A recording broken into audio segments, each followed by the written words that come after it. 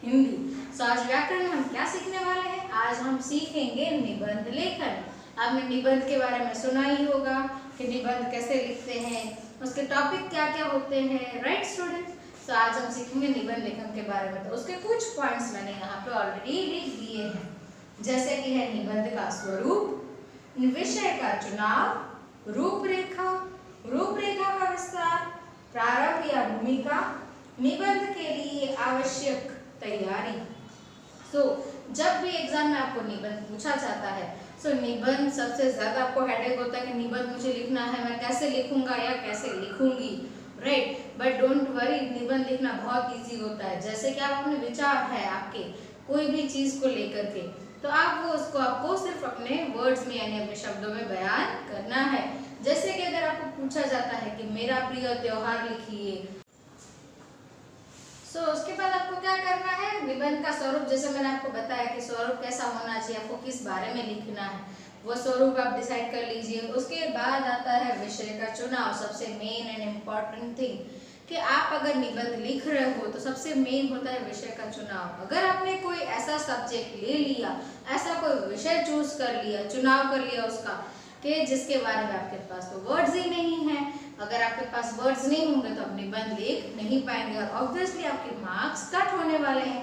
सबसे main important thing कि आप विषय जो चूज कर रहे हैं यानी जो सब्जेक्ट चूज कर रहे हैं वो बहुत इंटरेस्टिंग होना चाहिए और उसके बारे में आपको नॉलेज होना चाहिए, तो ही आप उसके बारे में लिख पाओगे। फॉर एग्जाम्पल, अगर मैं मेरा प्रिय त्योहार लिख रही हूँ बट मुझे मेरे प्रिय त्योहार के बारे में कुछ पता ही नहीं है, तो मैं उसके बारे में कुछ लिख ही नहीं सकती। अगर आपको पता है कि आपको त्योहार के बारे में पता है तो आप उसका ही सब्जेक्ट पसंद करिए। और अगर आपको लगता है कि आप स्कूल के बारे में अच्छे से बता सकते हैं, 2 पैराग्राफ 4 पैराग्राफ आप उसके बारे में लिख सकते हैं, तो आपको जरूर अपना माय स्कूल यानी मेरी पाठशाला ही चूज करना चाहिए। मेन इंपॉर्टेंट थिंग, जैसे मैंने आपको बताया कि आपको सब्जेक्ट का चुनाव यानी विषय का चुनाव कैसे कर सकते हैं। उसके बाद है रूपरेखा।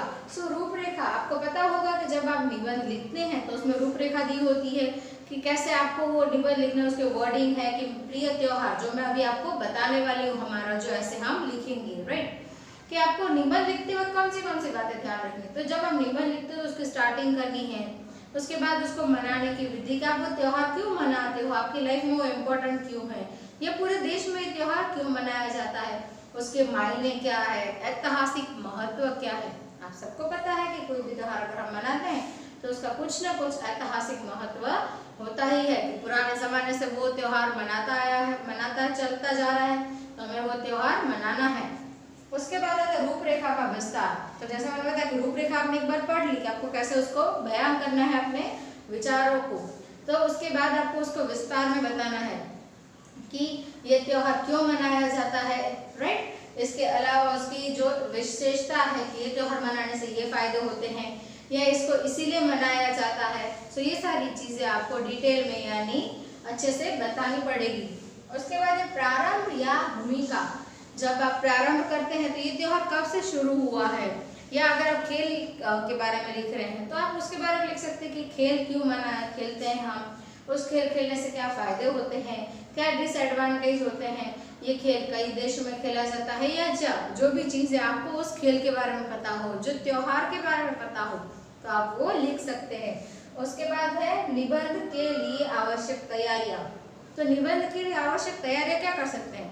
तो निबंध के लिए सबसे पहले तो जैसे मैंने आपको बोला कि आपको बहुत सारे शब्द भंडोल इकट्ठे करने पड़ेंगे आपके पास, ताकि आपको शब्द भंडोल में से खुद के लिए आपको जो निबंध लिखना है उसके लिए आपके पास शब्द कम नहीं होने चाहिए।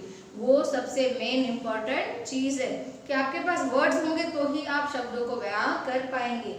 कि जैसे त्योहार के बारे में है तो उसके लिए पता होना चाहिए कि त्योहार कैसे मनाया जाए। उसके अलावा आप अपने प्रैक्टिकल विचार यानी कि जो आप देखते हैं रोज आप त्योहार मनाते हो, रियल में अगर देखा होगा तो रियल को बयान करने में आपको बहुत आसानी रहेगी, ठीक है? अगर जैसे मैं अभी आपको नेक्स्ट हमारा जो निबंध है वो सिखाने वाली हूँ कि मेरा प्रिय त्योहार, तो वो कौन सा है, मैंने अपना प्रिय त्योहार लिखा, आपको अपना लिखना है, पर उस त्योहार के बारे में पूरी जानकारी आपको होना जरूरी है। अगर होगी तो ही आप अपने वर्ड्स अच्छे से डिस्क्राइब कर पाओगे, राइट स्टूडेंट? ये थे हमारे निबंध के टॉपिक। निबंध लेखन करते वक्त आपको कौन सी बातें ध्यान में रखनी है। सो पहला है निबंध का स्वरूप, विषय का चुनाव। जैसे मैंने आपको बताया कि आपको चुनाव करते वक्त बहुत ध्यान रखना पड़ेगा, तो ही आप अच्छे से लिख पाओगे। अगर ये क्लियर हो तो बाकी के सारे टॉपिक ऑटोमेटिक क्लियर होने वाले ही हैं। रूपरेखा, विस्तार, प्रारंभ, भूमिका और निबंध के लिए आवश्यक तैयारियां। जैसे मैंने आपको बताया कि जब आप पेपर में लिखते हैं तो ये निबंध, पत्र लेखन, कहानी लेखन, ये एग्जाम के लास्ट मतलब पेपर में लास्ट में दिए होते हैं। तो ऐसा मत समझना कि आप पहले लिख लोगे तो आपको बाकी का सब इजीली कंप्लीट हो जाएगा। इसके लिए आपको एकदम शांत मगज, उसके बाद आप इसके लिए वर्डिंग्स लिख सकते हो। बिकॉज जब अगर आप इसको पहले लिखने की कोशिश करोगे तो क्या होगा, जो आपने याद किया होगा वो में भी सारी चीजें आपके दिमाग से फ्लैश हो जाए, यानी कि निकल जाए सारी की सारी चीजें। सो इट्स बेटर कि आप निबंध लेखन, कहानी लेखन और पत्र लेखन अंत में लिखने का रखिए। उससे क्या फायदा होगा, आपका पूरा क्वेश्चन तो कंप्लीट हो ही गया क्वेश्चन पेपर। उसके बाद लास्ट में सिर्फ और सिर्फ आपको इसी पे कॉन्सेंट्रेट करना है, तभी आपको उसके लिए अच्छे अच्छे शब्द समझ में आएंगे, उसके बारे में आप डीपली समझा सकते हैं और आपका निबंध भी अच्छे से कंप्लीट हो सकता है। सो हम आगे देखते हैं, हमारा क्या देखेंगे, एक निबंध लेखन देखते हैं। ओके स्टूडेंट्स, आज हम देखेंगे मेरा प्रिय त्योहार। सो जैसे मैंने आपको बताया कि कैसे आपको निबंध लेखन लिखना है, उसके कैसे कैसे पॉइंट्स होते हैं, कौन से पॉइंट्स आपको ध्यान में रखने हैं और वही मुद्दे ध्यान में रख कर के आपको निबंध लेखन लिखना है। तो आज हमने एग्जाम्पल के लिए है मेरा प्रिय त्योहार। सो उसके लिए हमें क्या करना है, मेरे प्रिय त्योहार का परिचय। तो जब आप अपने प्रिय त्योहार के बारे में लिख रहे हैं तो प्रिय त्योहार का परिचय देना जरूरी है कि आपका प्रिय त्योहार कौन सा है। अगर आपका त्योहार प्रिय है रक्षाबंधन, दिवाली, होली, उत्तरायण वगैरह, जैसे आप सबको पता है कि भारत में बहुत सारे त्योहार मनाए जाते हैं, राइट स्टूडेंट। उनमें से किसी की कहीं ना कहीं बहुत सारे फेवरेट फेस्टिवल्स यानी कि त्योहार होते ही हैं। सो यहाँ पे अगर मैं बात करूँ तो मैं अपने प्रिय त्योहार के बारे में आपको कुछ बताना चाहूंगी। मेरा प्रिय त्योहार है रक्षाबंधन। तो उसके लिए मैं पहले अपने त्योहार का परिचय दूंगी कि रक्षाबंधन का त्योहार मुझे अति प्रिय है। यह त्योहार मुझे इसीलिए पसंद है क्योंकि इस त्योहार में मैं अपने भाई से मिल सकती हूँ। रक्षाबंधन का त्योहार क्यों मनाया जाता है, तो रक्षाबंधन का त्योहार इसलिए मनाया जाता है कि ऐसा प्रतीक है जहाँ पे बहन अपने भाई को उसके हाथ की कलाई पर राखी बांधते हुए ये बताती है कि मेरी सुरक्षा की जवाबदारी अब तुम्हारे हाथों में है। बहन अपनी सुरक्षा यानी उसकी सेफ्टी, कि उसको कोई प्रॉब्लम ना हो, कोई परेशानी ना हो, अगर वो कोई मुसीबत में आ जाती है तो उसकी सुरक्षा करने के लिए उसका भाई हमेशा तत्पर रहता है। और यही जो जोड़ है भाई और बहन के बीच में, जो प्रेम का बंधन है, वो इस धागे से यानी जो हम रक्षाबंधन के दिन बांधते हैं उससे जुड़ा जाता है। सो रक्षाबंधन के त्योहार में आप सबको पता है कि रक्षाबंधन का त्योहार कब आता है। रक्षाबंधन का त्योहार श्रावण मास में पूनम के दिन आता है, राइट स्टूडेंट्स। तो जब ये त्योहार आता है तब आप उस दिन क्या करते हो, आप हमेशा अपने भाई के लिए अच्छी अच्छी राखियां ढूंढते हो, राइट। राखियां ढूंढने के बाद आप उनका वेट करते हो कि कब आपका भाई आपके घर आए या आपके साथ रहता है तो कब आपके लिए टाइम निकाले और आपके साथ आकर के आपके पास से राखी बंधवाए। तो इसके बाद आपको ये अनोखा मजा आता होगा कि कैसे आप दोनों भाई बहन मिलकर के त्योहार मनाते हैं।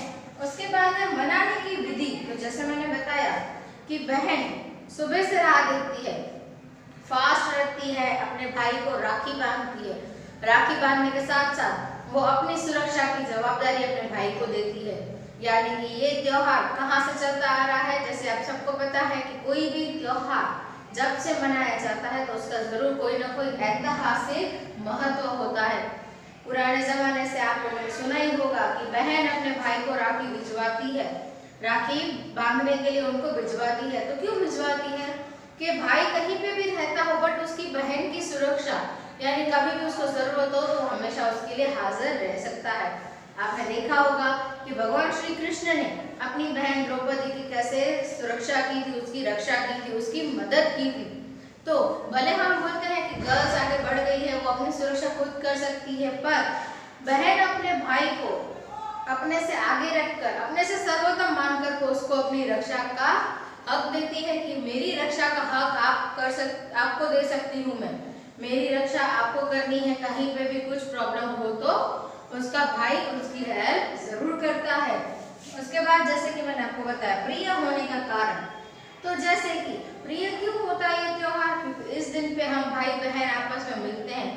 किसी किसी के भाई बहुत दूर रहते हैं तो आप इसमें लिख सकते हैं कि जैसे मेरा भाई बहुत दूर रहता है, हम इसी त्योहार के दिन आपस में मिल सकते हैं और इसी त्योहार के कारण मैं इतना दूर जा सकती हूँ या मेरा भाई वहां से यहाँ तक आ सकता है। जब मेरा भाई यहाँ पे आता है और हम दोनों का जो मिलन होता है भाई बहन का, वो बहुत सुहाना होता है। और मुझे ये त्योहार इसीलिए ज्यादा पसंद है कि इसी त्योहार की वजह से मैं पूरे साल में अपने भाई से मिल सकती हूँ और यह खुशी मेरे से बता नहीं सकती, उतनी ही खुशी होती है मुझे। इसीलिए यह त्योहार मेरा सबसे अधिक प्रिय है। जैसे मैंने आपको बताया कि आपको त्योहार के बारे में कैसे लिखना है, तो उसके पॉइंट है कि त्योहार का परिचय आपको देना है। उसके बाद वो मनाने की विधि, अगर आप कोई त्योहार बोल रहे हैं या कोई लिख रहे हैं तो आप उसको कैसे सेलिब्रेट करोगे, कैसे मनाओगे। जैसे रक्षाबंधन के बारे में मैंने बताया, इंस्टेड ऑफ रक्षाबंधन के अलावा आप क्या लिख सकते हैं, दीपावली लिख सकते हैं। तो दीपावली का आपको पता है कि दिए जलाते हैं, पूजा होती है, पटाखे जलाते हैं, राइट। उसके अलावा होता है ऐतिहासिक महत्व। तो ऐतिहासिक जैसे दीपावली क्यों मनाई जाती है, जैसे कि रक्षाबंधन है तो वो भाई बहन के प्यार का प्रतीक है, तो वो उसकी महत्वता आपको बतानी है। उसके बाद होगा प्रिय होने का कारण, अगर आप ये त्योहार मना रहे हैं तो वो आपका फेवरेट क्यों है। बहुत सारे त्योहार है तो आप बोल सकते हैं कि सर्व त्योहार में से, सब त्योहार में से सबसे अधिक प्रिय मेरा ये त्योहार है, क्योंकि मुझे इस त्योहार से ये खुशी मिलती है। या जैसे छोटे बच्चे होंगे तो बोलेंगे कि मुझे पटाखे जलाने में मजा आता है, तो वो लिखेंगे मेरा प्रिय त्योहार दीपावली है। किसी का होली होगा तो वो होली के बारे में लिखेंगे। एंड यहाँ पे हमने देखा मेरा प्रिय त्योहार, ऐसे आप अपने प्रिय त्योहार के बारे में, मेरा प्रिय खेल, अपने प्रिय खेल के बारे में लिख सकते हैं। तो उसके बारे में डिटेल्स आपको उसी के अकॉर्डिंग लिखनी है, राइट। सो आई होप आपको आज का कंसेप्ट जो हमारा निबंध लेखन है वो समझ में आया होगा। इसलिए मैंने आपको सिखाया फॉर्मेट कि आपको क्या क्या चीजें ध्यान में रखनी चाहिए। इसी तरह आप कोई भी सब्जेक्ट हो, कोई भी टॉपिक आपको दिया जाए तो उसके ऊपर आप खुद से निबंध लिख सकते हो। So thank you for watching my video. Stay home, stay safe.